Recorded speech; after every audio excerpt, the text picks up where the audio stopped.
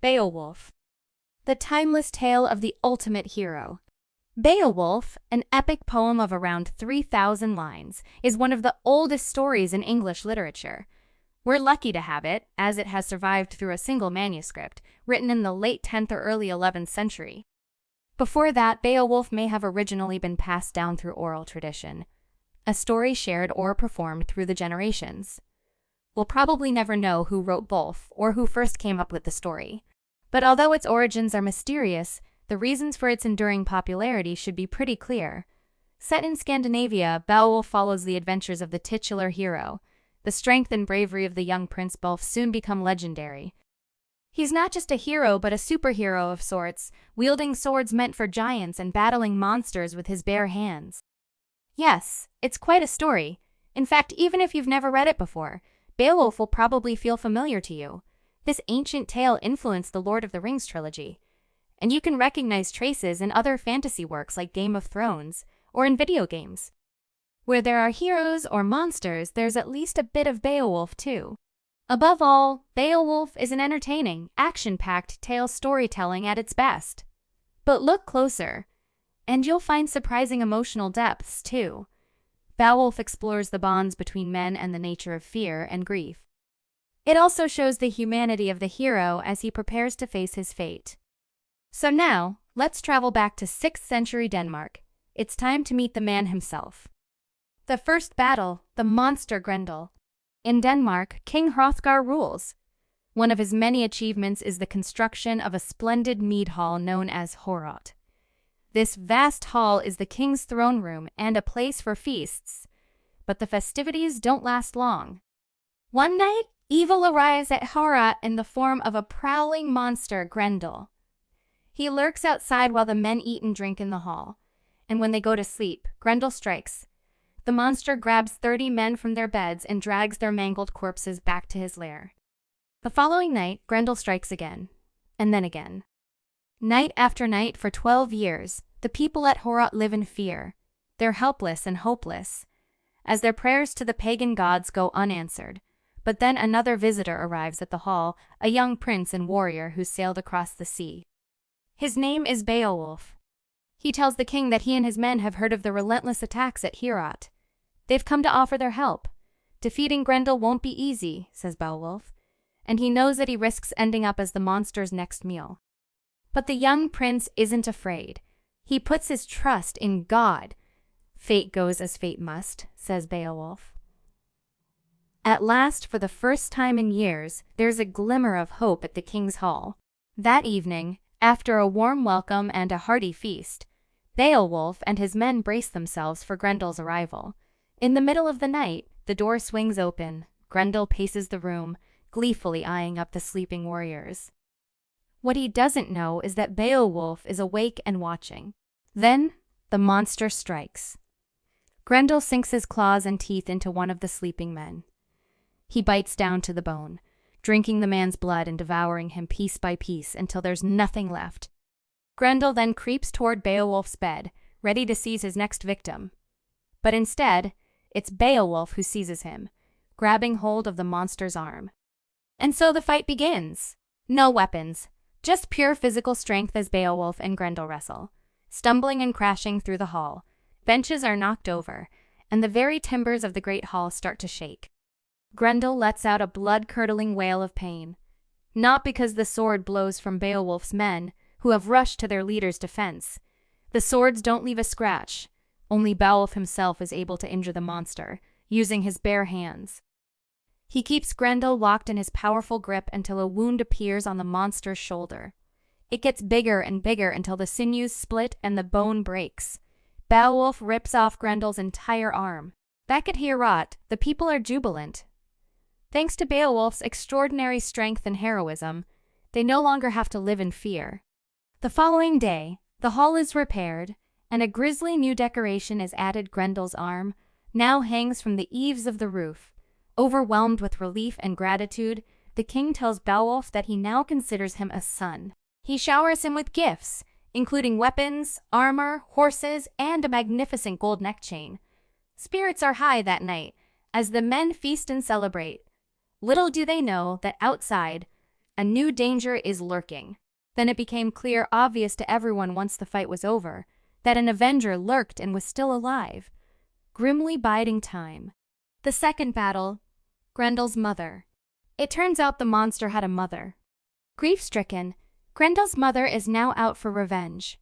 That night, she comes to Heorot, and while the men are sleeping, she pounces. She kills a man, the king's closest companion, then flees back to the marsh. The following morning, Beowulf, who is sleeping elsewhere that night, is summoned back to Heorot.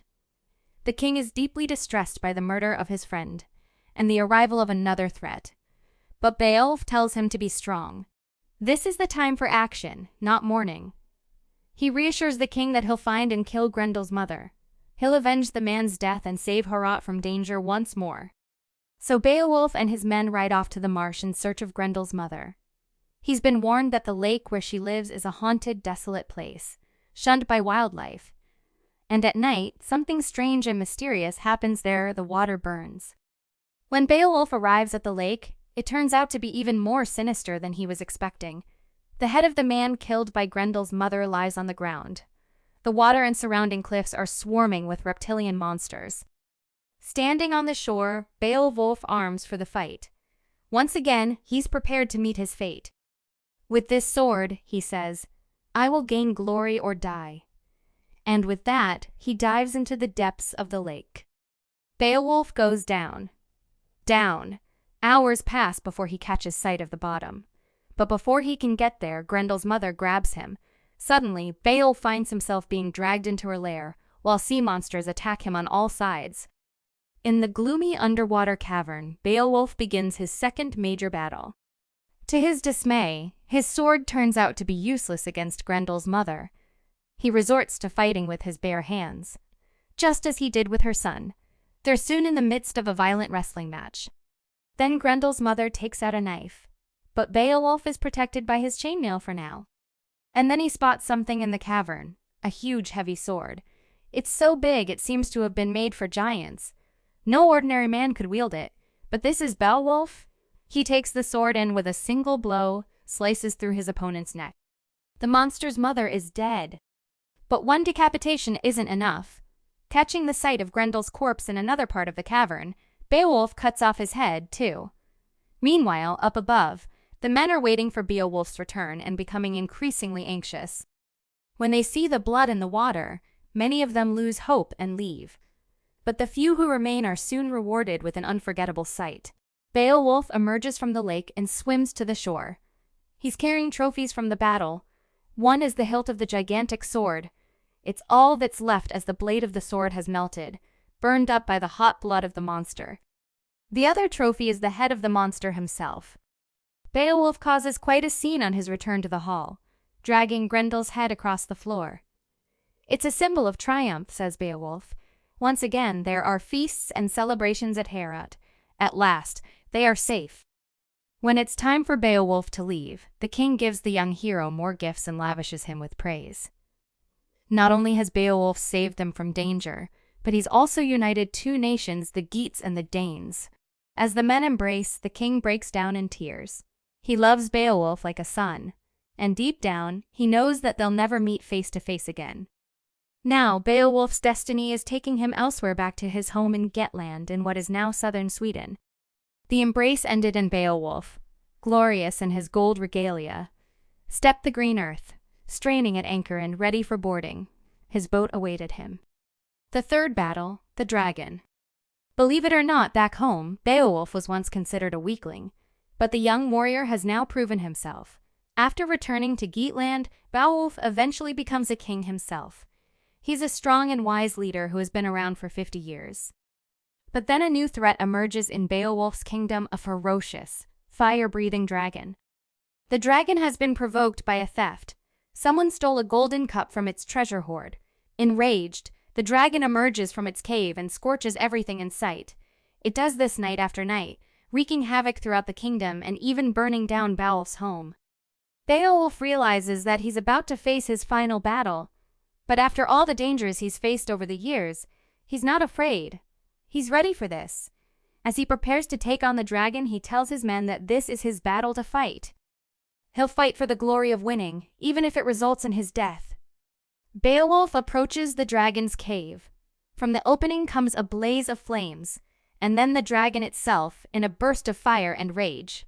Over and over again, Beowulf slashes with his sword, but it doesn't cut through the dragon's scales. With his weapon failing him, it seems that Beowulf may have finally met his match.